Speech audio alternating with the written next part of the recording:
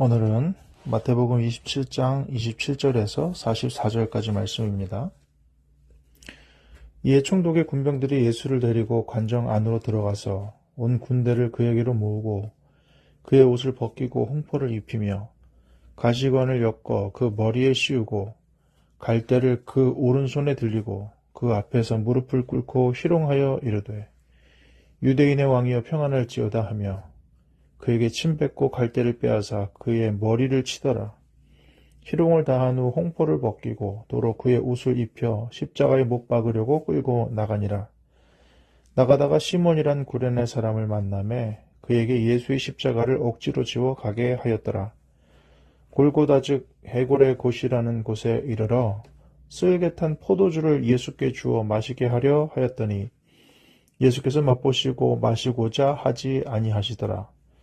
그들이 예수를 십자가에 못 박은 후에 그 옷을 제비 뽑아 나누고 거기에 앉아 지키더라. 그 머리 위에 이는 유대인의 왕 예수라 쓴 죄패를 붙였더라. 이때 예수와 함께 강도 둘이 십자가에 못 박히니 하나는 우편에 하나는 좌편에 있더라. 지나가는 자들은 자기 머리를 흔들며 예수를 모욕하여 이르되 성전을 헐고 사흘에 짓는 자여 내가 만일 하나님의 아들이거든 자기를 구원하고 십자가에서 내려오라 하며 그와 같이 대지상들도 서기관들과 장로들과 함께 희롱하여 이르되 그가 남은 구원하였으되 자기는 구원할 수 없도다. 그가 이스라엘의 왕이로다. 지금 십자가에서 내려올지어다. 그리하면 우리가 믿겠노라.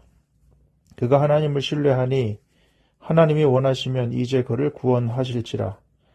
그의 말이 나는 하나님의 아들이라 하였도다 하며 함께 십자가에 못 박힌 강도들도 이와 같이 욕하더라. 아멘. 오늘 예수님의 사명 완수, 십자가 사건에 대해서 오늘 성경 기록하고 있습니다. 예수님께서는 관정 안에 들어가셔서 그의 옷이 벗겨지고 홍포를 입히며 가시관을 엮어서 그 머리에 씌우고 갈대를 그 오른손에 들리고 그 앞에 무릎을 꿇고 유대인의 왕이여 평안할지어다 하면서 희롱하였습니다. 그리고 그 군병들이 예수님께 침 뱉고 갈대를 빼앗아서 예수님의 머리를 쳤습니다. 희롱을 다한 후에 홍포를 벗기고 다시 그의 옷을 입혀 십자가에 못 박으려고 끌고 나갔다. 예수님이 당하셔야 했던 모욕과 그런 모멸감은 우리를 위한 것이죠. 사람들이 고통을 견디는 사람도 있지만은 모욕감과 모멸감은 못 견디는 경우가 꽤 있습니다. 인격적인 폭력이죠. 그래서 자존심이 상하고 그래서 오히려 다른 것은 잘 견디다가 그것만 못 견뎌서 일을 그르치기도 하고 스스로의 상황에 대해서 스스로의 상태에 대해서 안타깝게 생각할 수밖에 없는 그런 경우를 겪기도 하지 않습니까? 예수님이 그 모든 것을 경험하셨다. 그런데 나가다가 누굴 만났대요? 시몬이란 구레네 사람을 만났다. 그에게 예수의 십자가를 억지로 지워 가게 하였다. 하나님께서 맡기시는 길은 어쩌면 억지로 하는 것들도 꽤 있을 거라고 생각합니다. 근데 중요한 것은 많은 대부분의 경우는 예수님께서 권면하십니다. 나를 따르겠느냐, 따르지 않겠느냐, 사명 감당하겠느냐 이렇게 권면하시지 구레네 사람 시몬 같은 경우는 이렇게 한 명 나옵니다. 예수님의 십자가를 대신 졌어요. 훌륭한 일입니다. 그리고 어떤 경우에는 그런 일들도 있을 거라고 생각하지만 대부분의 경우는 주님께서 물어보십니다. 그리고 우리의 의견을 존중해 주십니다. 그래서 돈 많은 부자 청년 관원이 예수님께 콜링을 받았지 않습니까? 모든 것을 팔아서 가난한 사람 나눠주고 나를 따르라 그랬더니 그 사람이 재물이 많은 고로 근심하며 돌아갔다 그랬습니다. 그러니까 억지로 하지 않으세요, 주님은. 많은 경우 우리의 인격을 존중해 주신다는 거예요. 예수님은 인격 모독을 당하셨는데 예수님은 우리의 인격을 존중해 주시는 경우가 많다.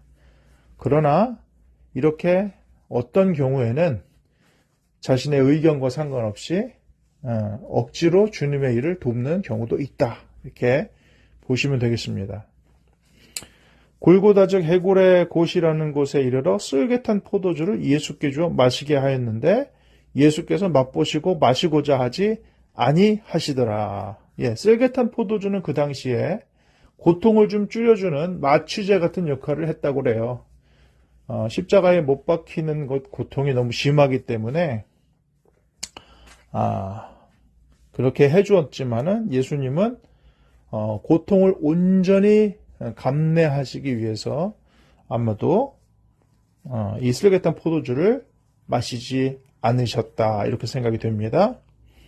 그리고 나서는 예수를 십자가에 못 박은 후에 옷을 제비 뽑아 나누고 거기에 앉아 지켰다. 그리고 그 머리 위에 유대인의 왕 예수라 쓴 죄패를 붙였다. 이렇게 예수님이 십자가에 못 박히셨습니다.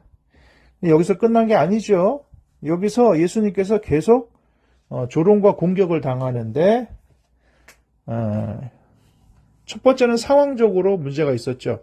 강도 둘이 십자가에 같이 못 박혔다. 예수님이 중앙에 있고 강도가 하나는 우편에 하나는 좌편에 이렇게 십자가에 달려 있습니다. 그러니까는 같은 급으로 강도와 같은 급으로 취급당했다는 거죠.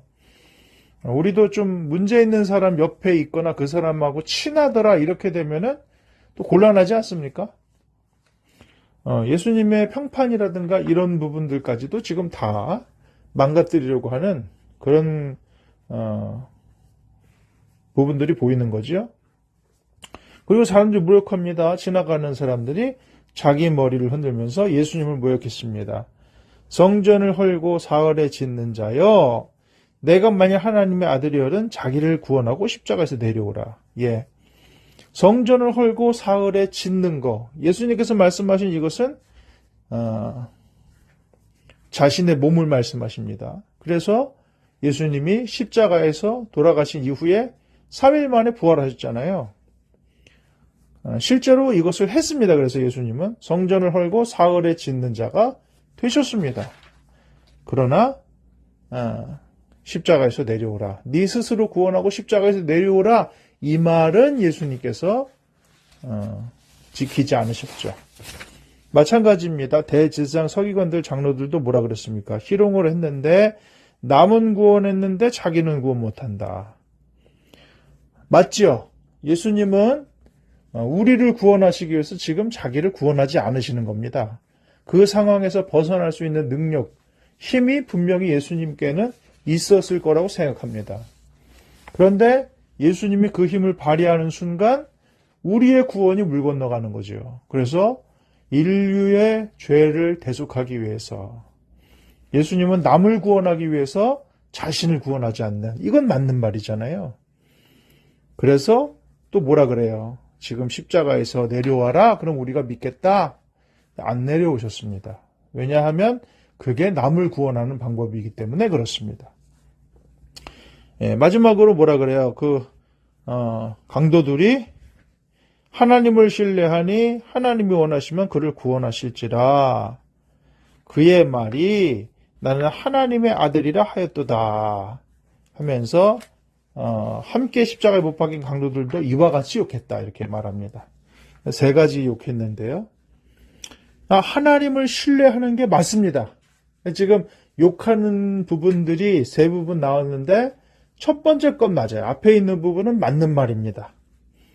성전을 헐고 사흘에 짓는 거. 예수님의 죽음과 부활입니다. 그리고 남을 구원하기 위해 자기를 구원하지 않는 거. 십자가 대속의 은혜입니다. 그리고 하나님을 신뢰하십니다. 그래서 하나님이 원하시면 그를 구원하실 겁니다. 그런데 하나님이 원하시는 게 뭡니까? 예수님이 고난의 잔을 받으시는 거죠.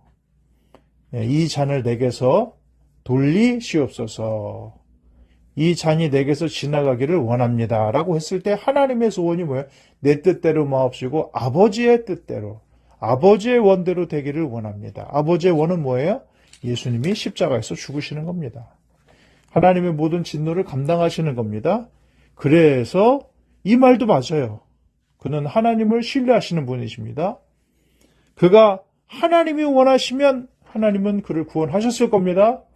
그러나 하나님은 온 인류의 구원을 더 간절히 원하셨기 때문에 예수님께 진노를 쏟으실 수밖에 없었죠.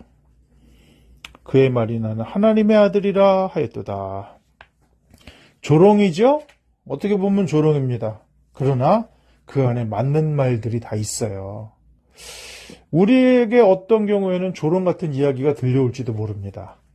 그런데 가만히 보면 그 안에 맞는 말들이 있을지도 모르겠습니다.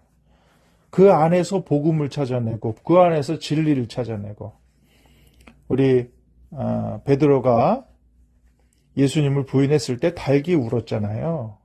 그 소리를 듣고 모든 그 소리를 들은 사람은 아무 생각이 없었겠지만 이제 일어나야 되나 이런 생각했겠죠. 그나마 긍정적인 생각이라면. 근데 베드로는 뭘 생각했어요? 닭 우는 소리를 듣고 예수님의 말씀이 기억이 났다 그랬습니다. 그래서 회개의 자리, 통곡의 자리로 나아가지 않습니까? 그러니까는 우리를 조롱하는 소리를 통해서도 하나님은 우리에게 진리를 알려주실 수 있다는 거예요. 그 상황에서 예수님이 하신 건 뭡니까? 십자가에서 내려오라는 말씀은 동의할 수가 없었죠. 그러면 우리가 믿겠다. 십자가에서 내려와라. 십자가에서 내려오라. 그러나 하나님의 뜻은 십자가에서 내려오지 않는 겁니다. 사람들이 우리에게 원하는 뜻이 있죠. 사람들이 원하는 게 있지만은 하나님이 원하시는 게 명확하면 거기에 흔들리지 않는 거예요. 예수님도 얼마나 힘드셨겠어요? 그러나 하나님이 원하시는 게 명확하니까 사람들이 조롱하고 사람들이 원하는 것을 무시하실 수 있었다는 거예요.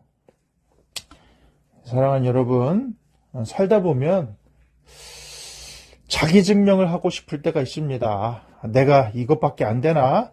나 그래도 그런 사람 아닌데 내 힘과 내 능력과 그런 것들을 증명하고 싶고 무시당하고 싶지 않고 조롱당하고 싶지 않은 그게 인간의 기본적인 욕구 아니겠습니까? 그러나 예수님은 하나님의 뜻을 이루시기 위해서 우리를 구원하시기 위해서 그 모든 욕구조차도 십자가에 못 박으셨다는 겁니다. 오늘 우리가 자기 십자가를 지고 주님을 따르라고 말씀하셨는데 내 십자가에 못 박아야 될 자기 증명이나 내 욕구는 과연 무엇이 있을까? 한번 생각해 보시면서 이 사순절 고난주간을 또 은혜롭게 보내는 오늘 하루 되시기를 주님의 이름으로 축복합니다. 아멘. 기도하겠습니다. 주님, 제가 받을 조롱과 모욕을 대신 당하시고 저를 구원하신 주님 앞에 무릎을 꿇습니다. 제게 허락된 일상에서 거룩함과 영혼 구원이라는 십자가를 억지로라도 지고 가기를 원합니다. 제 만족과 제 평안만을 구했던 죄를 회개하며 자기 부인의 길을 걸으신 주님을 따라가게 하옵소서. 예수님의 이름으로 기도합니다. 아멘.